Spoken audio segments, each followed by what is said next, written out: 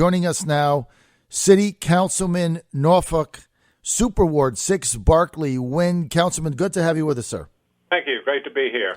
Boy, you've got quite the election there in Super Ward 6 and the whole mayor's race coming down. Now, you're being challenged by two people, Andrew McClellan and also Warren Stewart. You say that public schools are your number one priority on your website, yet I just got to ask you this straight out. I read that neither your children or your grandchildren attended Norfolk Public School System. How do you reconcile that, sir? Well, I went to Norfolk Academy, which is a school, a public school, private school, very fine private school in Norfolk for 12 years. My family has. My father was a board member there. We have a legacy there. My children went there.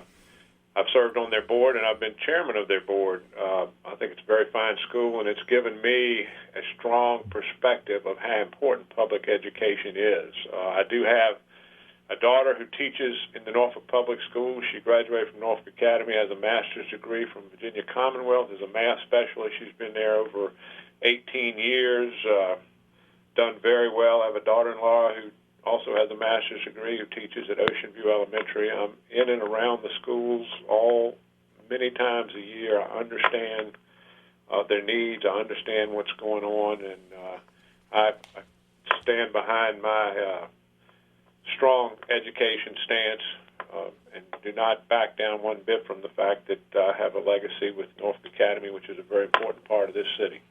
Okay, so I understand that. You've got your legacy there. You went there. You sent your children there. Your school children are going there.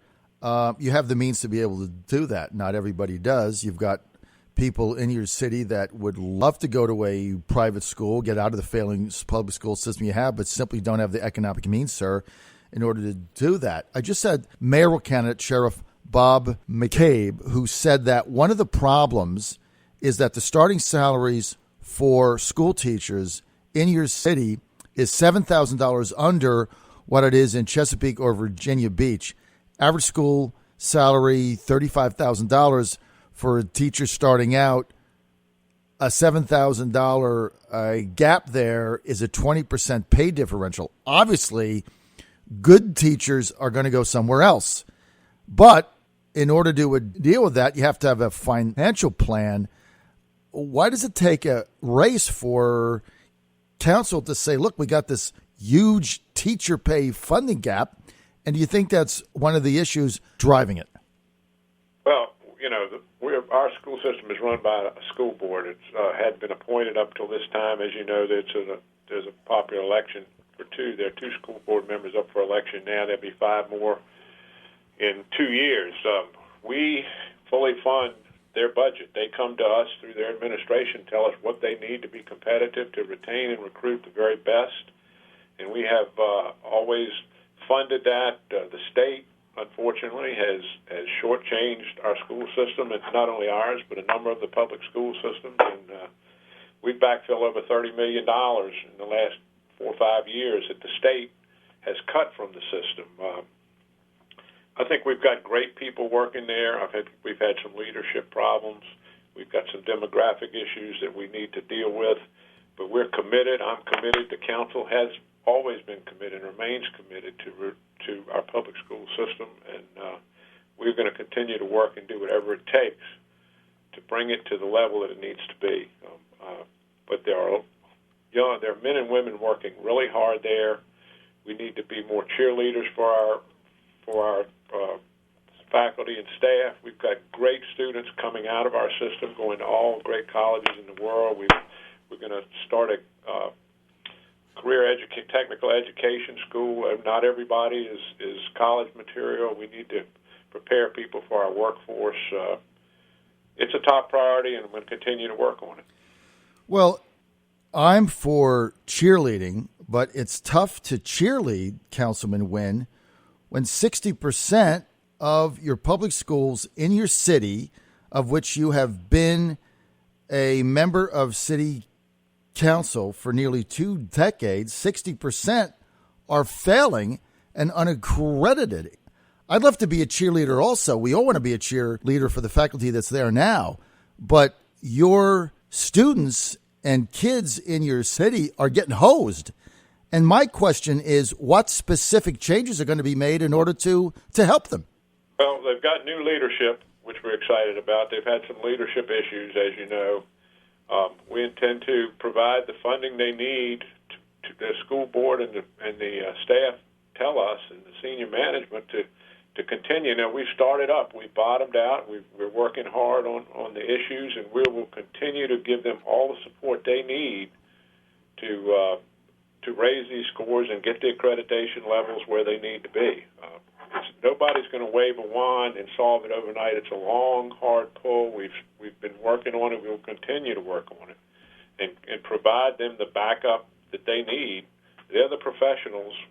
I'm not an educator, but I understand the importance and am committed to support them fully to do whatever it takes to return us to where we need to be, full accreditation. So look, Councilman Winn, there's an old saying, if you keep going down the same path, you end up in the same place. And so I guess my question is, you've been there for almost 2 decades. If you get elected to another term, which you're asking the voters of Norfolk to do for you on Super Ward 6 on May 3rd, what specifically is Barclay Winn going to do differently than has already been done? Because what's ever been done is a disaster. 60% of your schools not accredited, 62% of the students on a subsidized meal, so you've got a poverty issue. So my question is, you're asking voters for another term. What's going to be different? Well, we have engaged the private sector, and we're in the early stages. The long-term answer is early childhood education. We have to get to these young people before they get to the system. Their number, they've not even been read to by their parents. Their problems with single-parent homes. We need to work with those issues. But the private sector is stepping up to help us, one, with the career technical education. They're going to put up a lot of money and a lot of leadership along with the city and the state, hopefully, and also the early education emphasis that we started in the last couple of years. But it takes a while to come up through the system. And we just need to stay the course with that, continue investing in it, and have these young people, especially from the lower income areas, prepared when they come to school. We're also working on the poverty issue. We have a poverty commission in our city, and part of that is the education part. We've got the pieces in place. We need to stay the course. We need to keep the plan going. I think the early education is a huge part of it, though. I want to get to Anthony Burfoot. There's now a recall petition which is circulating in order to get in front of, I guess, city council in order to recall him, but he's not been convicted of anything. And we have a system in the United States that says innocent until proven otherwise.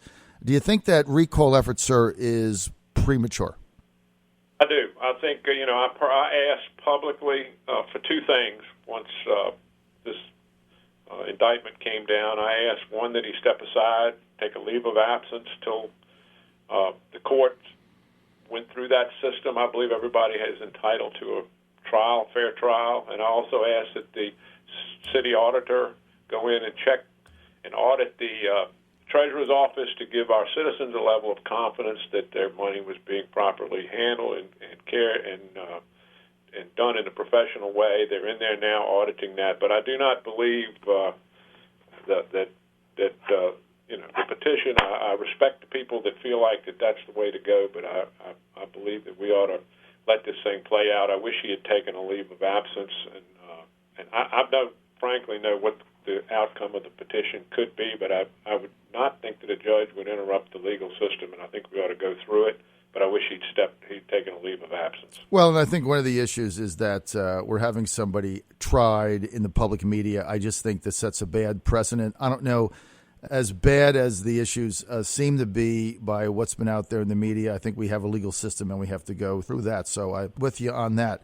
One of the interesting proposals, Councilman Winn, that you have is you've promised to take all tractor-trailer traffic off of Hampton Boulevard. Now, the Port of Virginia is one of Norfolk's most significant economic engines, and what they're saying is, look, we've already compromised on some of the limited hours for truck traffic on Hampton Boulevard. But the reality of it is they need that. So if your plan were to go through, what kind of an economic impact might that have? First, that's all through tractor-trailer truck traffic. They have to, people delivering have to be able to get to the grocery stores and what have you. The west side of Norfolk is trapped in their neighborhoods during the day.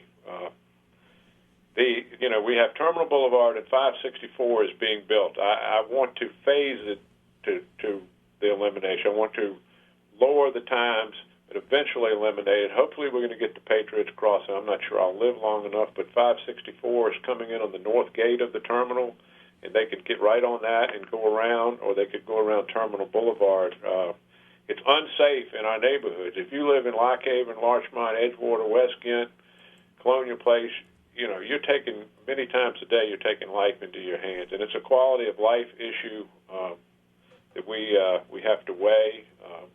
I don't know any other major city in the country where this type of commerce is going right, not to mention Old Dominion University, which, Hampton Boulevard cuts in half, where this type of commerce goes through some of the finer neighborhoods in the city. So I think we need to work with the port. I'm all about business. I'm a businessman. I know the impact of the port, but I do think that we could, that they can take the other avenues that are available now will be available eventually, and that's where we want to scale it down.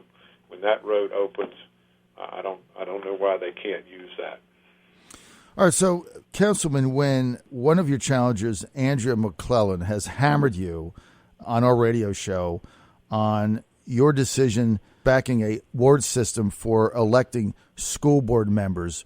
Why do you stand behind that decision?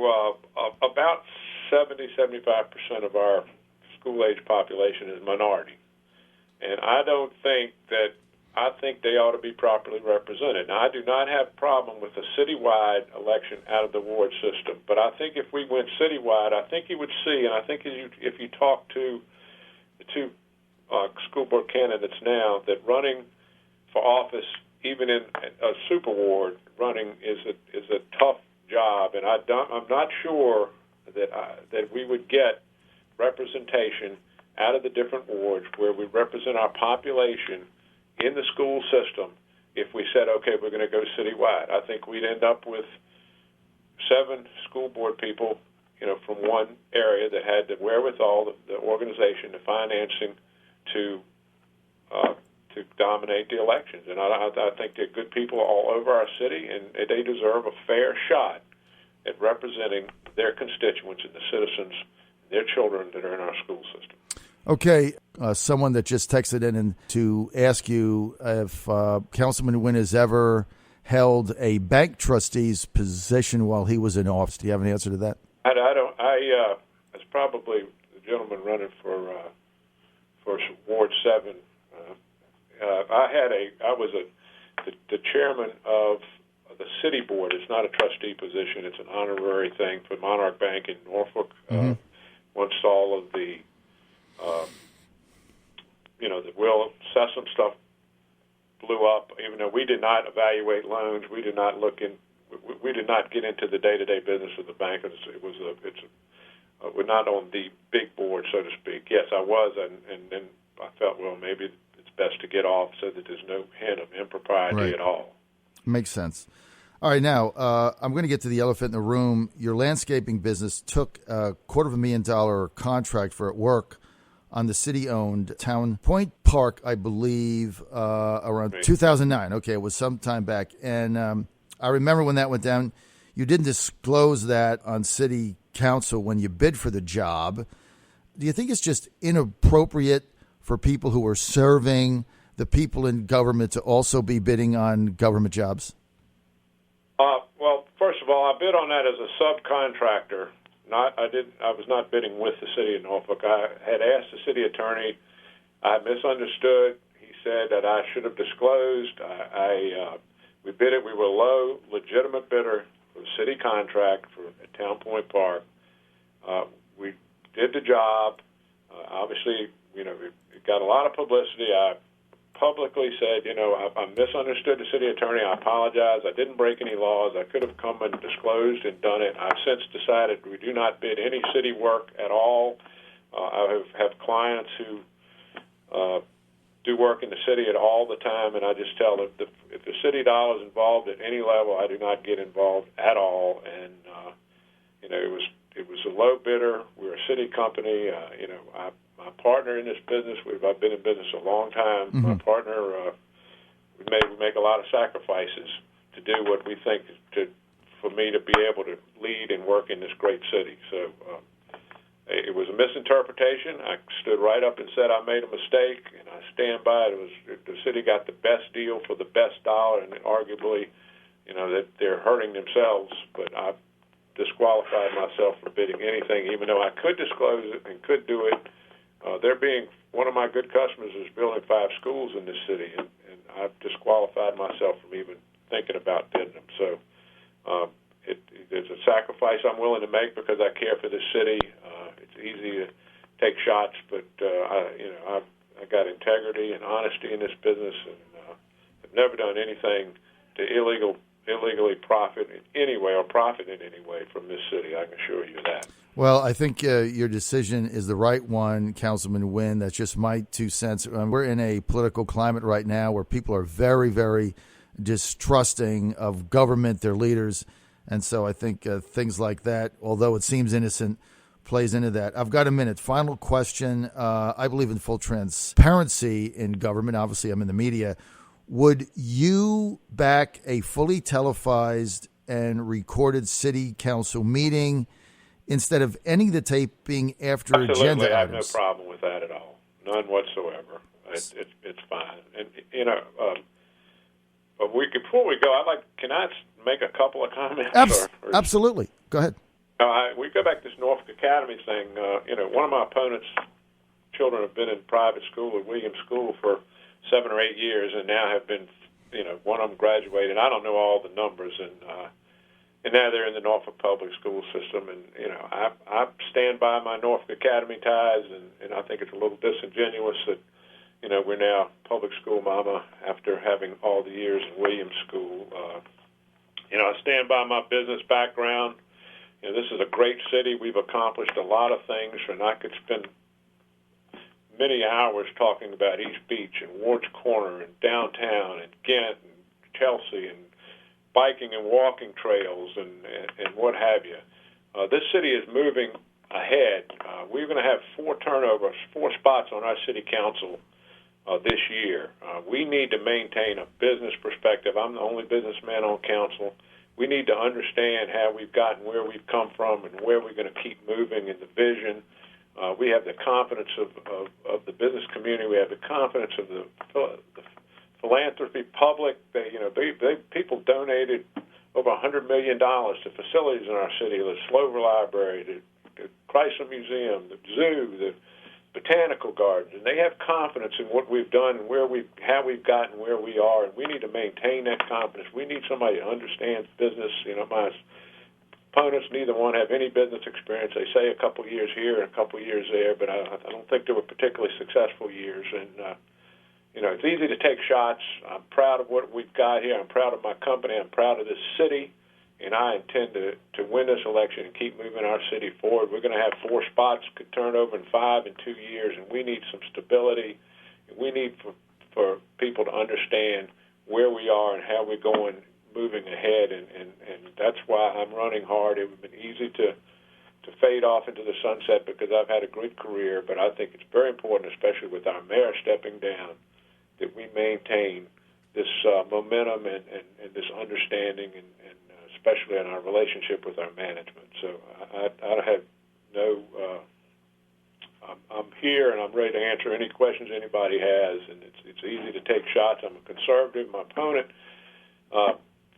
is a very liberal Democrat. She flew to London for a fundraiser for Hillary Clinton and posted it on Facebook. The Obama. Don't get me started about that, but I'm proud of what I represent. I'm proud of the constituency I have, and I don't back down from any of it. I want to thank you. We're out of time. We want to thank City Councilman Barclay Winn for being with us. He is running for a 4th term for Norfolk City Council, Super Ward 6. This election will be decided in a municipal election on May 3rd, not November. So you got to put that down on your calendar. There's 3 candidates: Barclay Winn, Andrea McClellan, challenger, and Warren Stewart, who will be with me live in studio in about 5 minutes. Sir, thanks for being with us. Thank you for the time. Thank you. I'd be happy to talk with you anytime.